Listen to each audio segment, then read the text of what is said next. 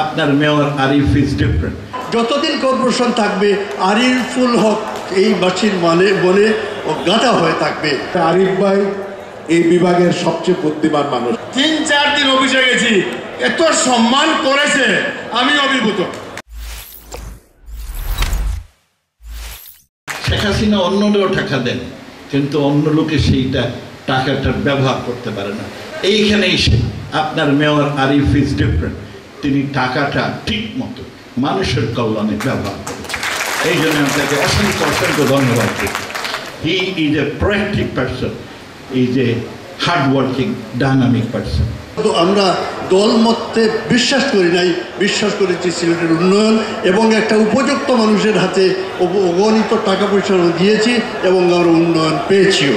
আরিফুল হক যতদিন কর্পোরেশন থাকবে আরিফুল হক এই বাসীর বনে গাঁথা হয়ে থাকবে। আরিফ ভাই এই বিভাগের সবচেয়ে বুদ্ধিমান মানুষ। আজও আমি সবার সামনে বলি, আমি আমাদের নবনির্বাচিত মেয়রকে বলবো, আরিফ ভাই খুব কৌশলে যে কোনো ক্রাইসিস কিভাবে ম্যানেজ করতে হয় সেটা জানেন। আপনি নির্দ্বিধায় আরিফ ভাইয়ের কাছে বড় ভাই হিসাবে, সিনিয়র হিসাবে তার কাছ থেকে আপনি পরামর্শ নেবেন। যে মেয়র আমাদের ছিলেন, আমার ছোট ভাই আরিফ ছিল, ছোট ভাই হিসেবে দেখতাম। 3-4 দিন অফিসে গেছি, এত সম্মান করেছে, আমি অভিভূত। এবং সবাই বলেছে যে আরিফ বিরোধী দলের লোকজন গেলেও সম্মান করে।